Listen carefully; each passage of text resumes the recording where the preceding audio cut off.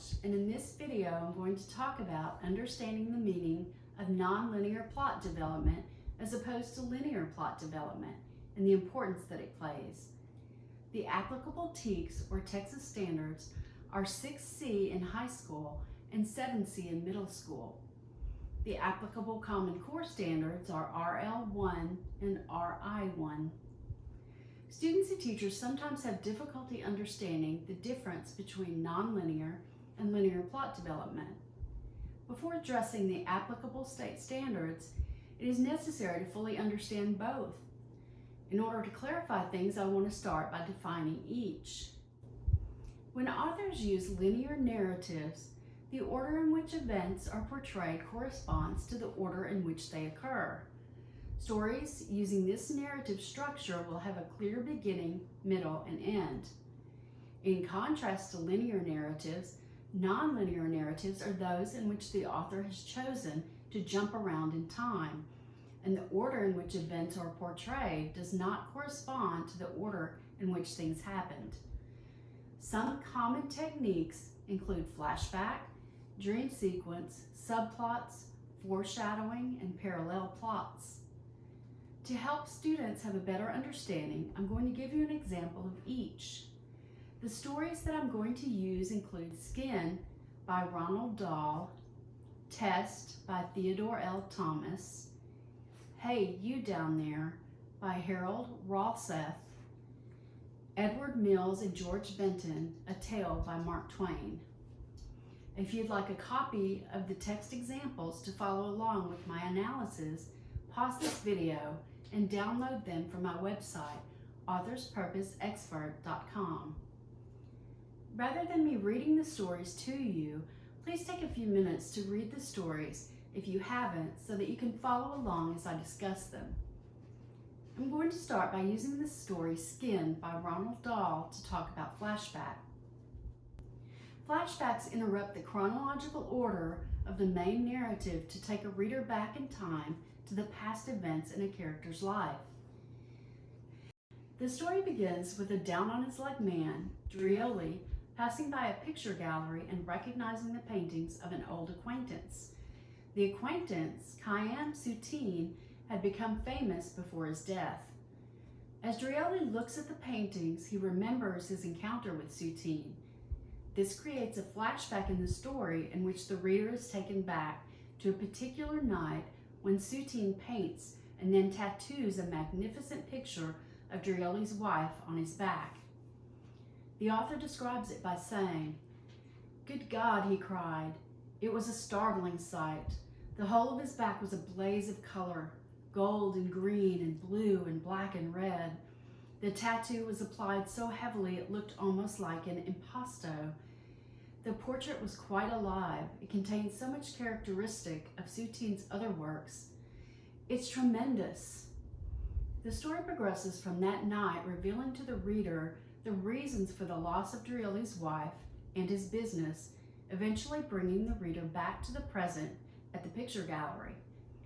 The story ends with a disturbing twist when a man claiming to be a rich hotel owner makes Drioli an offer he can't refuse, and the reader is left to conclude that Drioli has literally been killed for the skin on his back. Without the flashback, the reader wouldn't have the necessary information about the importance of the tattoo, not to mention that the flashback creates a break in the story and prevents it from becoming monotonous. The next nonlinear plot technique I want to go over is dream sequence. To cover it, I like to use the story Test by Theodore L. Thomas. A dream sequence is a technique used in storytelling to set apart a brief interlude from the main story. The story Test starts with a teenage boy who has been driving a car for over 2 hours and his mother as a passenger. He is enjoying the peaceful drive until another driver causes his car to spin out of control. The car crashes and the boy seems to have passed out, feeling like he's in a dark tunnel. As the boy awakens, the reader learns that he has been in a dreamlike state as part of a driving test. In reality, he has been at the testing facility the entire time. This is an interesting surprise to the reader. Due to the boy's desire to obtain his driver's license in spite of the horrific experience he has just witnessed, the officials drag the boy out to force him into therapy. The unexpected dream sequence at the beginning on the part of the government, along with their reaction at the end of the story, adds to the dystopian warning that the author is providing. Moving on to the next nonlinear technique, I'm going to discuss subplot. In fiction, a subplot is a secondary strand of the plot that is a supporting side story for any story or for the main plot. Subplots may connect to the main plots in either time and place or thematic significance. A great example to use to go over subplot is the story Hey You Down There by Harold Rosseth. The story begins with a farmer named Calvin having to dig another water well on his farm due to his former well running dry. The reader finds out early on that Calvin is not a nice man and is abusive to his wife Dora. As Calvin is digging the well, he suddenly realizes that the bottom has dropped out of it and it seems to be bottomless. He lowers his flashlight and discovers there is a bottom. When he pulls the bucket back up, he sees that unknown beings have left a gold bar in the bucket. Calvin, thinking he understands the being, goes to buy as many flashlights as he can find to send down the well in exchange for gold. When Calvin leaves, Dora makes her own attempt to communicate with the beings by sending a dictionary and ham sandwiches. This is when the subplot begins. The beings send more gold bars with a note having used the dictionary and explain to Dora that they don't have any use for flashlights or bread, but would love more meat. Dora sends some chickens to the beings and hides the many gold bars they send back up to her with a note requesting turkey. The original plot continues as Calvin returns with the flashlights after having spent all night drinking and sends the flashlights down the well. The beings are angry and return the flashlights after destroying them. Fortunately, Calvin doesn't discover the note, which would have revealed that Dora had been communicating and had received many gold bars. Calvin decides that he's going to punish the beings by going down the well himself and killing them. By Calvin going down the well, the two plots converge and two conflicts are solved. Dora's abusive husband will no longer be a problem for her, and the beings receive the much appreciated so-called turkey that they have been requesting. The subplot of Dora learning how to communicate with the beings and understanding what they wanted helps the story to progress. This, combined with the original plot of Calvin only looking out for himself and refusing to respect and listen to Dora, both lead to Calvin's demise and a great ending to the story. While we're talking about Hey You Down There, I'd like to briefly discuss another nonlinear plot feature, foreshadowing. Foreshadowing is a literary device in which a writer gives an advance hint of what is to come later in the story to create dramatic tension. Foreshadowing itself is not difficult to detect, but how it affects the plot is a bit tougher. In the third and fourth paragraphs of Hey You Down There, the author writes, "Yes, Calvin," Dora whispered. Calvin cleared his throat, and the action caused his Adam's apple to move rapidly under the loose red skin on his neck. He rose from the table and went out of the kitchen door, kicking viciously at the tawny cat which had been lying on the doorstep. Dora gazed at him and wondered for the 1,000th time what it was that Calvin reminded her of. It was not some other person, it was something else. Sometimes it seemed as though the answer was about to spring to her mind, as just now when Calvin cleared his throat. But always it stopped just short of her consciousness. It was disturbing to know with such certainty that Calvin looked like something other than himself and yet not know what the something was. Someday, though, Dora knew, the answer would come to her. She rose hurriedly from the table and set about her chores. The reader doesn't realize at the time that what Calvin reminds Dora of is a turkey. This is foreshadowing the events later in the story when the unknown beings ask for Dora to send them a turkey. The same reference comes up again at the end of the story, but by this time the reader is starting to see a connection. The grin on Calvin's face was broad as he reached out over the hole and dragged the drum to the edge. A look of utter disbelief replaced the grin as he looked into it.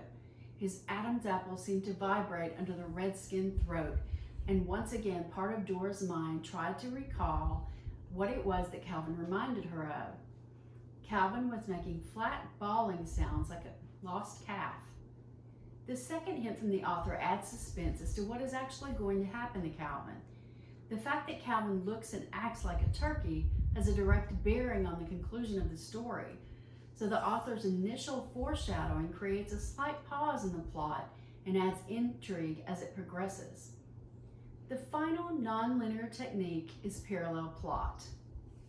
Parallel storylines, also called parallel narratives or parallel plots, are story structures where the writer incorporates two or more separate stories.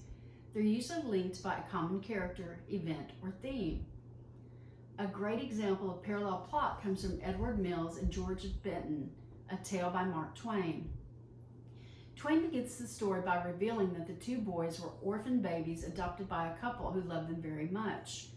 Throughout the story, Twain points out all of the near-perfect qualities of Edward and his continued hard work and dedication to society, only to experience hardships. The story reads, "Times were hard now, and they grew worse. Edward moved his family into a garret and walked the streets day and night, seeking work. He begged for it, but it was really not to be had. He was astonished to see how soon his face became unwelcome. He was astonished and hurt to see how quickly the ancient interest which people had had in him faded out and disappeared.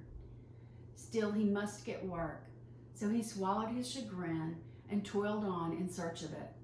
At last he got a job of carrying bricks up a ladder in a hod, and was a grateful man in consequence. But after that, nobody knew him or cared anything about him. He was not able to keep up his dues in the various moral organizations to which he belonged, and had to endure the sharp pain of seeing himself brought under the disgrace of suspension." At the same time Twain is telling Edward's story, Twain discusses the terrible behavior of George and how people continually forgive his conduct, feel sorry for him, and give him more chances. As the story goes, George Benton fell regularly every 3 months, but he was faithfully rescued and wrought with every time, and good situations were found for him.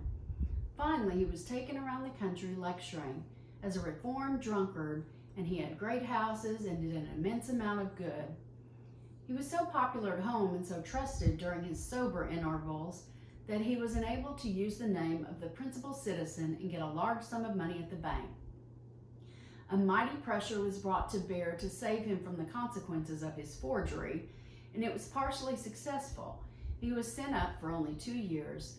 When at the end of the year the tireless efforts of the benevolent were crowned with success and he emerged from the penitentiary with a pardon in his pocket, the Prisoner's Friend Society met him at the door with a situation and a comfortable salary, and all the benevolent people came forward and gave him advice, encouragement, and help. Twain creates parallel plots by telling the individual stories of Edward and George. As a result, he demonstrates the hypocrisy of our society when we take for granted those who always do the right thing and idolize those who don't deserve it. So to recap, nonlinear plots are those that jump around or don't follow the traditional chronological pattern of linear plots. Nonlinear plots include flashback, dream sequence, subplot, foreshadowing, and parallel plot. Hopefully I've given you a better understanding of each and a way to teach them to your students. If you'd like higher level thinking questions to go with each of these stories, as well as other activities, you can find them at my store on Teachers Pay Teachers, Karen Rohach, Author's Purpose Expert. You can also find many other stories or poems which will help you teach students the difference between nonlinear and linear plot, as well as covering all the other reading standards. Thank you for watching this video, and remember, just keep practicing and you too can become an Author's Purpose Expert.